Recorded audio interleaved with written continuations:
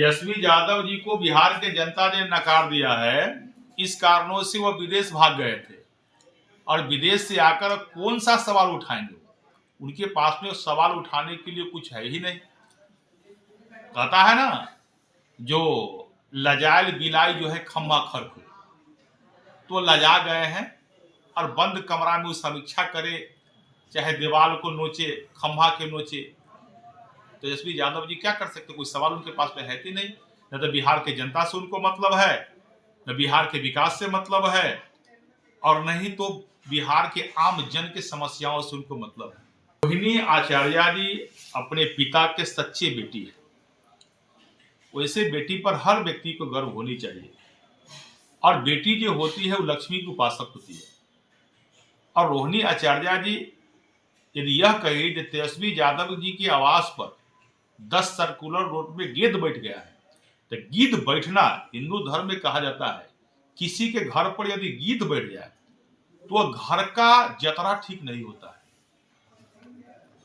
जतरा गड़बड़ होने वाला होता है। तो रोहिणी जी ने सही कही कि तेजस्वी जी के घर पर जो गिद्ध बैठ गया है, या उनके घर के इर्द गिर्द में चारों बगल में घर के अंदर में उनके बैठने वाला गिद्ध है, वो दोनों चीज को उन्होंने जिक्र की है। अब गिद्ध को किस प्रकार अगर गिद्ध बैठ गया है तो वहां का कुछ संस्कारी हो गया है।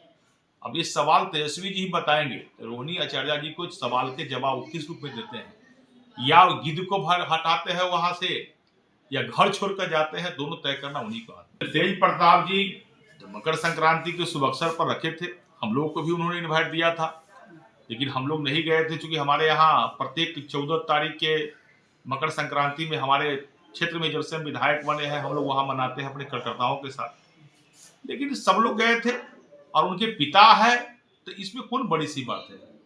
बेटा बोलाया और बाप नहीं आवे, तो बेटा ने बोलाया, बाप लोग आ गए। तो इसमें हम लोग कुछ लोग, इस बिहार के लोग बहुत बड़ी रूप में देखते भी नहीं है, और किसी रूप में देखने की आवश्यकता भी नहीं है। इस चीज को ज्यादा सीरियसली लेने की आवश्यकता नहीं। राजद की समीक्षा बैठक हुई, उनका अंदरूनी मामला, लेकिन घर की बेटी ने यह मंतव्य दिया कि गिद्ध का प्रवास है।